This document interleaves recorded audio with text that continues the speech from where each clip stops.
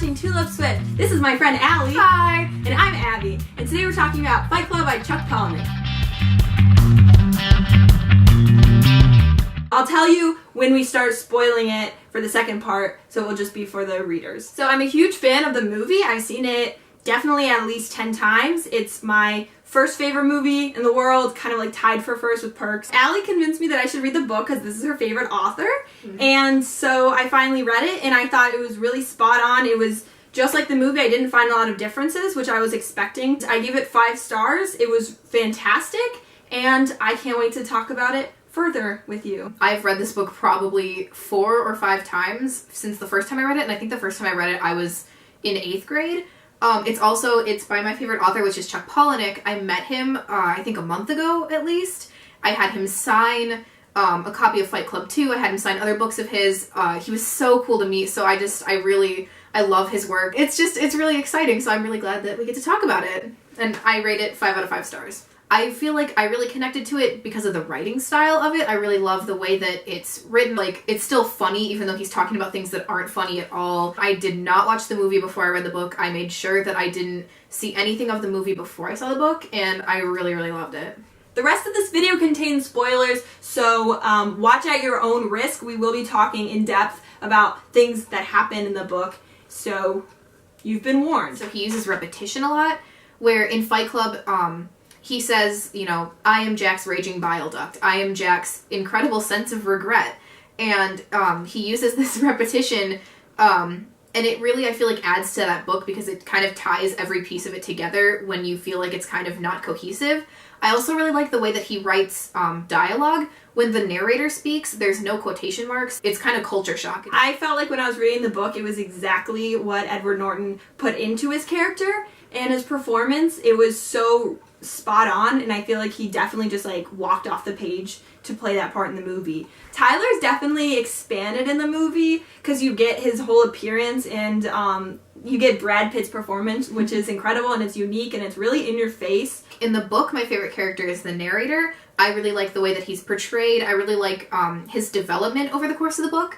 In the movie, my favorite character is Tyler. And I feel like that's kind of more Brad Pitt and his acting than it is like his character, since the characters are so close to one another in the book and in the movie. So why is Fight Club popular? Why do people read about people who punch each other? It's such a bizarre thing. I really like the sense that these characters go to the extremes and you're kind of like, how crazy can this guy get? Like, he's so weird and this whole situation has really gotten out of hand. This story kind of really puts violence in a different light. It almost makes it glamorous. Like, yeah. It's like a fashion statement. And I don't support that at all, but I definitely fell for it, so to speak, in the sense that after I saw the movie, I definitely really wanted to be punched in the face, just because I never have been, like, significantly punched.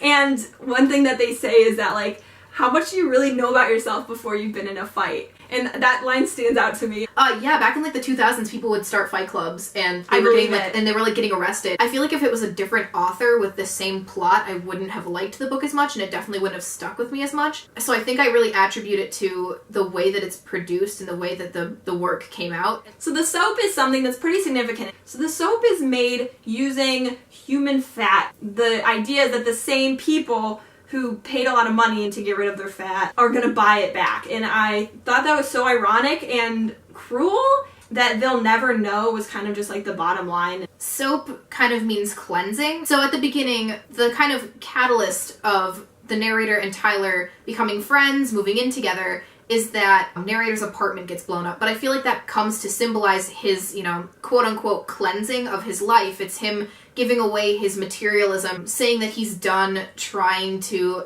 describe himself with items. There's a scene in the movie and in the book where they're making the soap for the first time and they're in their kitchen, and Tyler kisses the narrator's hand and then pours lye onto it, and the lye burns a scar onto the narrator's hand. Such a good scene. But lye goes into soap, and lye is a really important part of soap, but soap doesn't burn you when you use it, so I feel like the soap can also represent how you're taking something painful and making it so that it can't hurt you anymore. So they fight, but it doesn't hurt them because they're using it as a way of release. So I feel like the soap is kind of a symbol and an analogy to them fighting and to them trying to, get rid of their problems. At the end of the book, Tyler has a few run-ins with members of Project Mayhem. One of them says, Mr. Durden, everything's going according to plan. We can't wait to have you back. We miss you, Mr. Durden. Project Mayhem and Fight Club are still continuing, so that freaked me out. Like, this book doesn't end well, but I feel like that also really drives home this idea that nothing is perfect and no one can be famous and nothing is real. I feel like it really just drives this idea home that, nothing is going to work out and it's not going to be okay. But that's just how it is, and that's reality. It's also when the narrator really kind of truly comes to this realization that he can't undo the problems and the mistakes that he's made. Like, there are things that happen in this sort of domino effect that he can't go back and fix. When I read the end of the book, I just immediately was just scared out of my mind that Fight Club has gone to this thing that's out of control. The twist! So it turns out Tyler is the narrator, and when he thinks that he's sleeping, he's a different person, Tyler. and he's creating Fight Club, and he created Project Mayhem. But he also creates all these traps so that narrator can never shut Fight Club down. I thought that was so interesting. So I love the shock factor. I love it in movies, and I love it in books.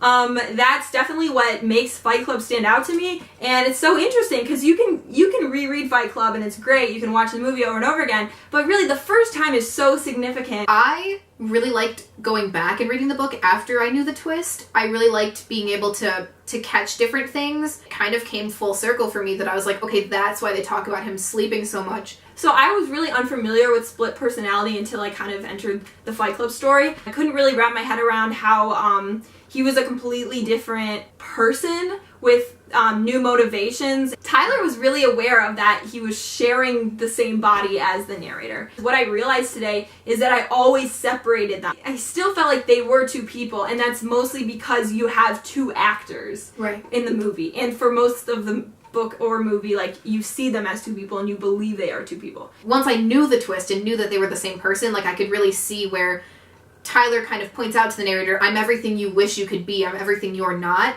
It kind of clicked that, yeah, they really are polar opposites. Fight Club to me is so interesting, and it really stands out from other things. It's such a dark story. It really was a catalyst to get me into reading. I read it at a really pivotal time in my life when my, personality was kind of forming and the things that I really liked were kind of solidifying. I look back on it and I see, all these things that I've been exposed to now because of it that I really enjoy. I feel like Fight Club is your City of Bones. Right. Thank you so much for watching this video. You can follow Allie on Goodreads. I'll put it in the description. Thank you so much for watching. I love you. Bye. More I want to talk about. I'm so nervous. Allie, you're so. I'm sorry. Watch it if you haven't seen the book or read the movie, because we won't tell you. Seen the book and read the movie? Did I say yes? You did. Okay, this definitely doesn't know. That's hilarious. Okay, I have to start over again. I thought you meant to do that. No.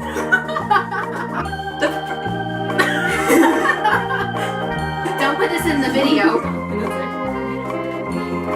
Perf.